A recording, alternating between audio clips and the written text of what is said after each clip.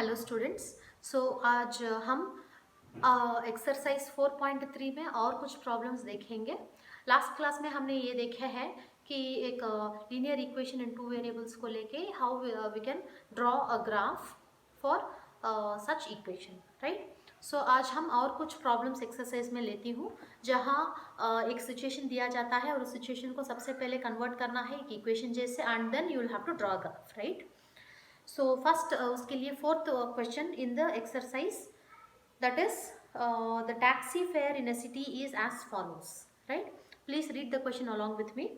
For the first kilometer the fare is 8 rupees and for subsequent distance it is 5 rupees per kilometer, right. ओला या उबर अगर ऐसा आप देखते हैं तो they do not say whatever number that comes to their mind, इतना pay करो उतना पे करो करके नहीं बताते हैं। देयर शुड बी और there is a pattern for this, okay. And वो पैटर्न हमको यहाँ एक एग्जाम्पल में दिए हैं। जितने भी डिस्टेंस आप जाएंगे फर्स्ट 1 किलोमीटर के लिए 8 रुपीज कलेक्ट कर रहे हैं, एंड उसके बाद जितने भी और एक्स्ट्रा किलोमीटर्स जाएंगे उनके लिए एंड एक्स्ट्रा जितना भी हम जाएंगे उसके लिए 5 रुपीज पर किलोमीटर। यह है 8 रुपीज फॉर 1 किलोमीटर। सो अगर आप 10 किलोमीटर्स दूर जाना चाहते हैं तो 10 किलोमीटर्स में फर्स्ट 1 किलोमीटर के लिए 8 रुपीज रहेगा। उसके बाद बाकी 9 किलोमीटर्स के लिए 5 रुपीज एक किलोमीटर को, मतलब 5 इंटू 9 टोटल। सो टोटल कितना पे करेंगे आप? 8 प्लस 5 इंटू 9, ये जितना भी आएगा उतना वो पूछेगा, उतना हम प्राइस पे करना पड़ता है वो टैक्सी ड्राइवर को। सो let us carry on with the question. Taking the distance covered as x kilometers. So total distance मैंने यहाँ 10 लिया है, वैसा आप हमको x लेने के लिए बोले हैं, and total fare as y, ठीक है। अगर x किलोमीटर जाएंगे तो टोटल फेयर अगर y आएगा तो इन दोनों के बीच में एक रिलेशन लीनियर इक्वेशन बनाना है हमको, that is and graph draw करना है। सो the total distance traveled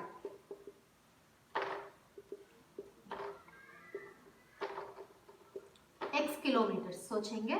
so first 1 kilometer is 8 rupees according to the question, right. and x kilometers में 1 किलोमीटर चला गया है तो बाकी कितना रहेगा? x minus 1 kilometers, है ना। so remaining x minus 1 kilometers price is 5 rupees per kilometre. So x minus 1 kilometre के लिए 5 rupees into x minus 1 kilometre, so ये टोटल प्राइस होगा। So total price for the ride is first 1 kilometre का 8 rupees and ये पूरा, so 8 plus 5 into x minus 1, so ये आएगा 8 plus 5x minus 5, so 5x plus 3, and in the question the total price जो है वो y लेने के लिए बोले हैं, so y is equals to 5x plus 3, so total price we have calculated based on the distance. X is the distance and y is the total price that you will have to pay. So this is a linear equation in two variables, ठीक है। Now all you have to do is take some values, assume some values for x from -1 0 1 2 3 कुछ भी numbers, and उसके हिसाब का y का value calculate करके एक ग्राफ में पॉइंट्स निकाल के लाइन ड्रॉ करना है, ठीक है। This already you have studied, so I hope you can do this very easily. Please draw the graph for this linear equation and send it to me in the WhatsApp group, right. उसके बाद fifth question देखो एक बार। From the choices given below choose the equation whose graphs are in the given figures. नीचे 2 figures दिए हैं और एक एक फिगर को 4 ऑप्शंस दिए हैं लीनियर इक्वेशंस। कौन सी लीनियर इक्वेशन का ग्राफ यहाँ पे दिखाया है करके हम बताना है, ठीक है। सो उसके लिए एक क्वेश्चन एक एग्जाम्पल लेंगे, उसके लिए हम that is first one. 4.6 figure का एग्जाम्पल लेंगे। 4.6 फिगर में आप अगर देखते हैं कि वो ग्राफ में जो लाइन दिखाए हैं हमको, उस लाइन के ऊपर 3 पॉइंट्स हमको बताए हैं, that is -1 and 1, 0 and 0 and 1 and -1। So given options में से जो भी हमारा लाइन का इक्वेशन है वो ये तीनों सॉल्यूशंस को सही सॉल्यूशंस में सॉल्व होना चाहिए, right. So let us try, let us note down the equations which we are given। y equals to x एक इक्वेशन है, x plus y equals to 0, y equals to 2x, 2 plus 3x 3y equals to 7x। so let us try to substitute one by one these solutions into these equations and see which equation is the given which equation is the equation that is depicted in the figure, right। तो सबसे पहले हम देखेंगे -1 and 1 को लेके सारे equations में substitute करके देखेंगे, ठीक है। सो y का वैल्यू ये 1 and x का value -1, so 1 equals to -1। So ये तो बिल्कुल नहीं है, this is not true, so ये ऑलरेडी एलिमिनेट हो गया है। Next equation x plus y equals to 0, x का वैल्यू -1 प्लस y का वैल्यू 1 इक्वल्स टू 0, तो ये देखने में -1 and 1 0 होगा, equals to 0। So this holds true, so ये एलिमिनेट नहीं हुआ है, ये सही हुआ है। So let us go for 2 more equations are there, let us check them also। x का वैल्यू है -1, so 1 equals to 2 into -1। So एक पॉजिटिव नंबर एक नेगेटिव नंबर को इक्वल होने वाला है, वो कभी भी पॉसिबल नहीं है, so even this equation is eliminated, right. उसके बाद last 2 plus 3y, so 2 plus 3 into 1 equals to 7x, मतलब 7 इंटू -1। यहाँ भी आप देख सकते हैं कि एक पॉजिटिव नंबर एक नेगेटिव नंबर को इक्वेट हो रहा है, ये कभी भी पॉसिबल नहीं होता है, so even this equation is eliminated. So first solution use करके ही हमको 3 ऑप्शंस एलिमिनेट हो गया है, सिर्फ 1 ऑप्शन सही हुआ है। So let us substitute the remaining solutions in this equation and check, और एक बार चेक कर देंगे, राइट। सो हम नेक्स्ट सब्स्टिट्यूट करेंगे 0,0 सेकेंड इक्वेशन में, ठीक है। So x plus y that is 0 plus 0 equals to 0, this is also true. And उसके बाद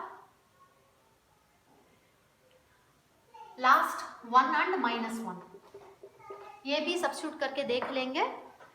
यहाँ ही पता चल गया है कि कौन सी हमारा इक्वेशन है गिवन लाइन का, but still we are just checking, okay. So x plus y मतलब x का value 1 plus y is -1 equals to 0, so 1 - 1 equals to 0, 0 equals to 0, so ये भी सही है। So all 3 solutions hold true only in one equation, that is x plus y equals to 0। therefore आप नीचे एक sentence लिख सकते हैं,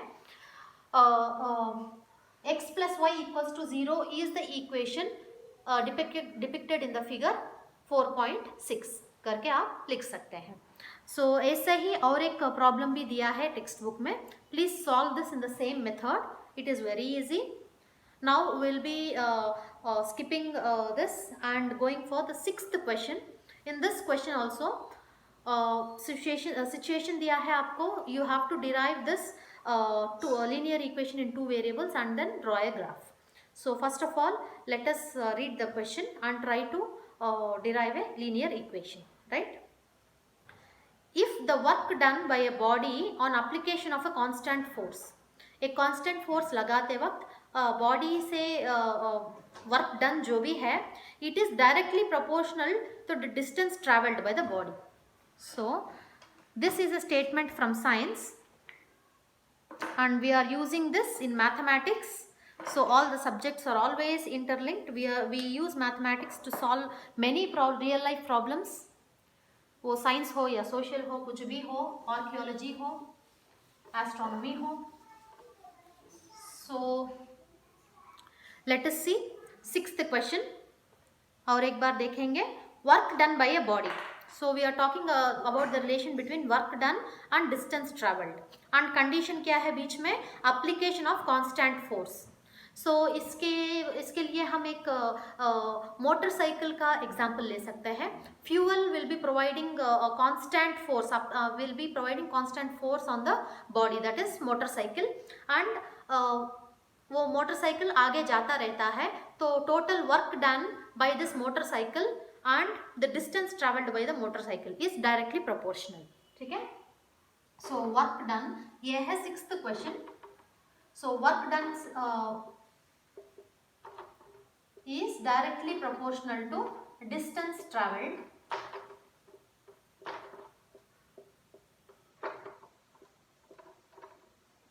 ठीक है।